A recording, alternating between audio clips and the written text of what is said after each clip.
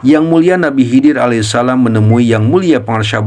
Itu tandanya bahwa beliau adalah seorang waliullah dan mursyid kamil mukamil yang memiliki kedudukan tinggi dan diberi karomah oleh Allah Subhanahu wa Ta'ala untuk mendapatkan bimbingan dan kepercayaan langsung dari Yang mulia Nabi Khidir.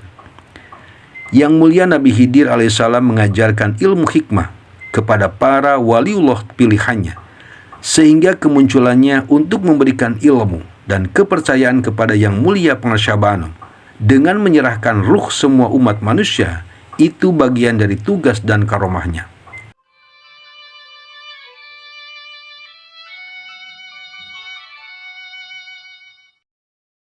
Saudaraku yang dimuliakan Allah Subhanahu wa Ta'ala, Yang mulia Pangarsyah adalah mursyid terakhir dari Thariqah Qadiriyah Naqsyabandiyah Pondok Pesantren Suryalaya atau TKN Pondok Pesantren Suryalaya.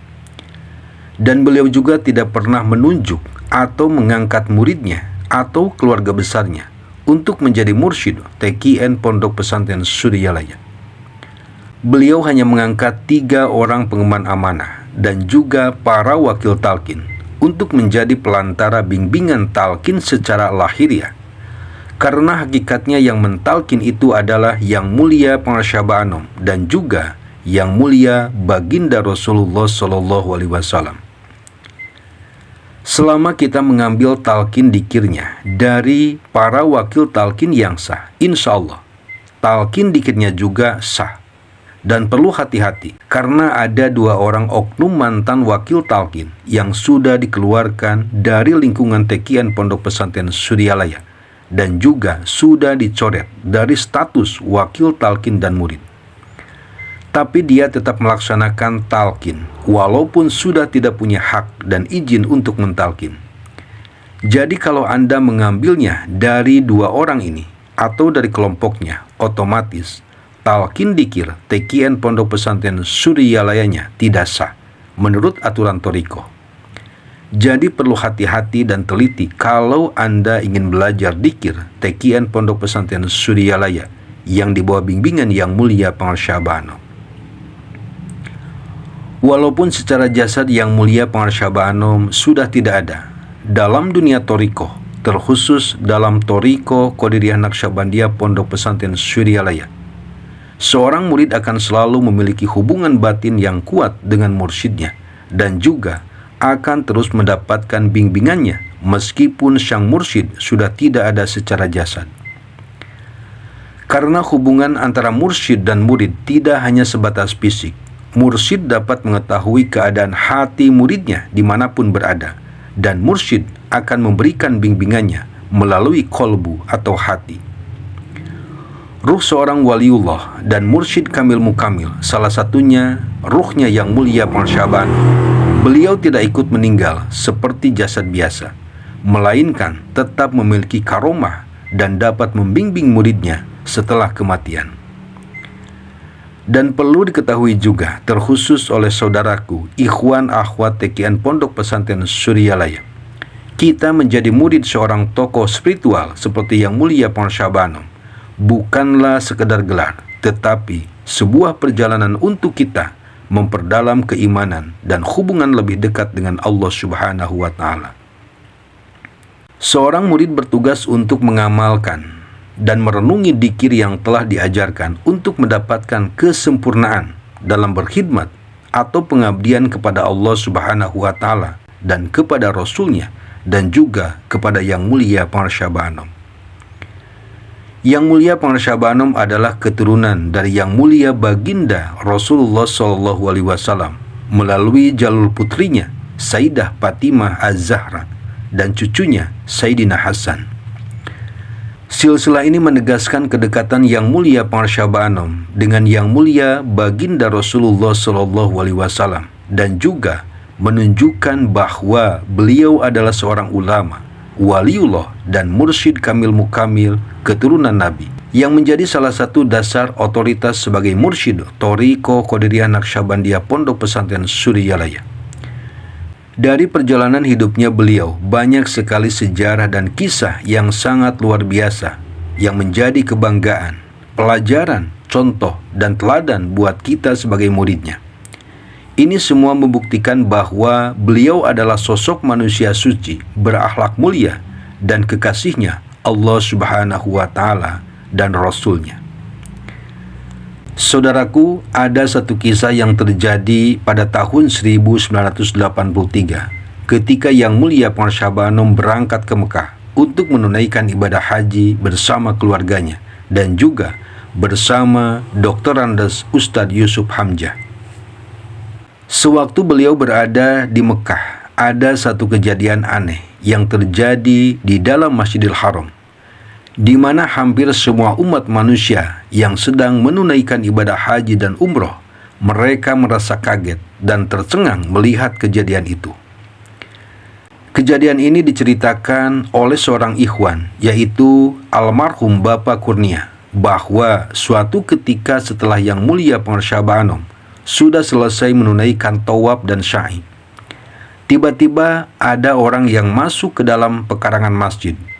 Seorang lelaki yang berbadan tinggi besar, berjubah, gagah, tampan, dan sangat berwibawa. Semua orang yang ada di tempat itu memandangnya. Beliau ini seolah-olah memiliki besi magnet yang luar biasa. Bahkan orang-orang yang sedang tawaf pun hampir semuanya berhenti dan tidak berjalan. Mereka semua berdiri sambil matanya fokus melihat kepada sosok lelaki yang berjubah itu.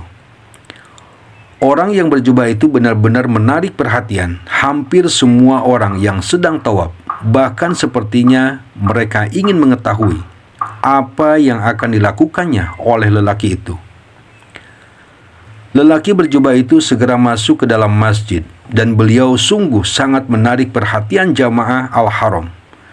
Beliau berjalan dengan tegak menuju langsung ke tempatnya Yang Mulia Pengarsyah Anom, sehingga orang-orang di sekeliling Yang Mulia Pengarsyah Anom terpaku dan merasa kaget melihatnya. Hampir semua orang yang ada di tempat itu semuanya tidak ada yang bergerak dan tidak ada yang berbicara. Tubuhnya terdiam dan perhatiannya terpusat pada lelaki yang berjubah itu. Setelah lelaki itu berhadapan dengan Yang Mulia Pengarsyah Anom, beliau memberikan salam sambil berkata dalam bahasa Arab yang bermaksud, "Aku menyerahkan umatku kepadamu sekarang." Lalu Yang Mulia Pengarsyah Anom menjawab dalam bahasa Arab, "Saya terima." Kemudian beliau mengulurkan tangannya untuk bersalaman dengan Yang Mulia Pengarsyah Anom, dan beliau juga bersalaman dengan pengiringnya Yang Mulia Pengarsyah Anom, yaitu Ustadz Yusuf Hamzah. Setelah bersalaman, kemudian lelaki itu meninggalkan Yang Mulia Pengarsyah Anom dan tidak ada seorang pun yang berani mendekatinya karena pancaran kehebatannya.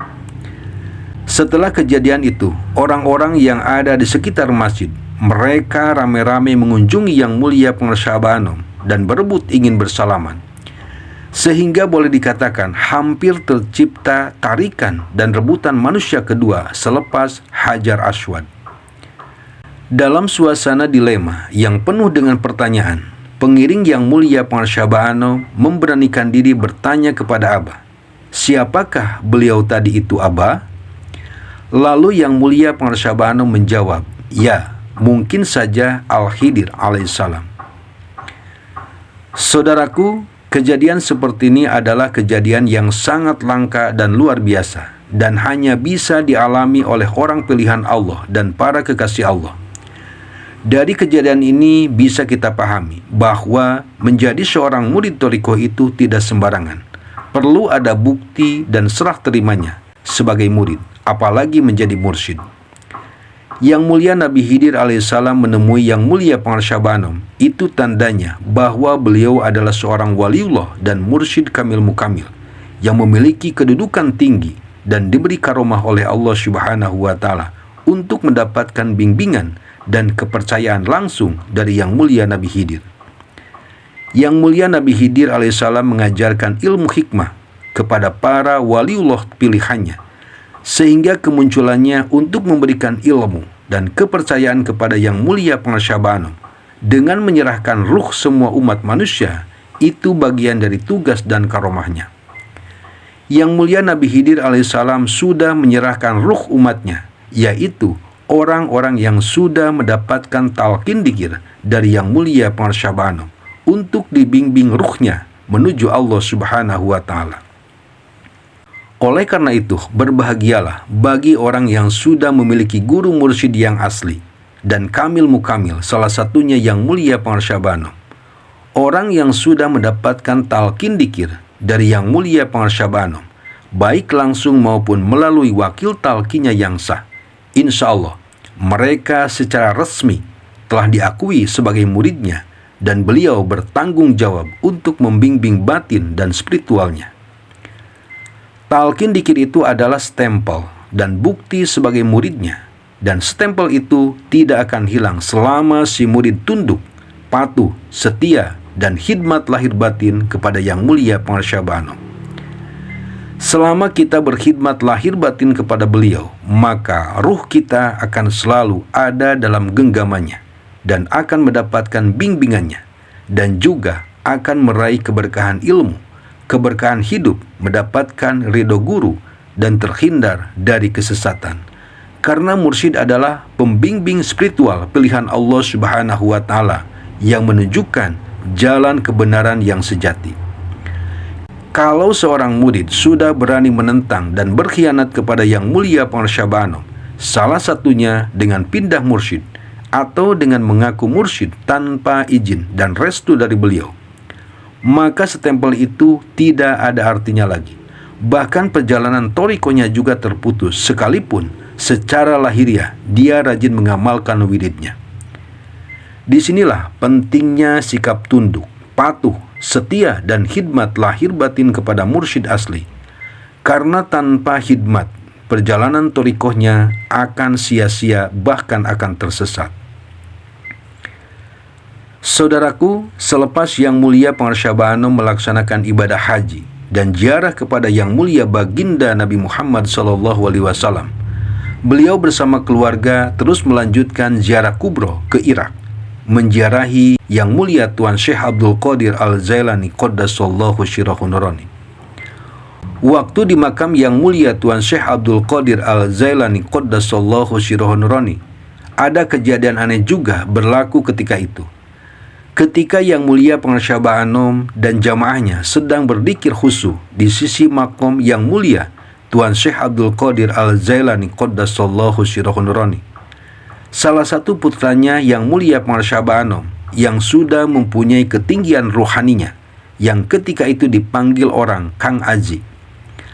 Beliau melihat bintang-bintang dari langit berjatuhan, dan semua bintang yang jatuh itu jatuhnya ke tubuh Yang Mulia Pangsyabano, sehingga seketika tubuhnya beliau sangat bercahaya dengan terang benderang.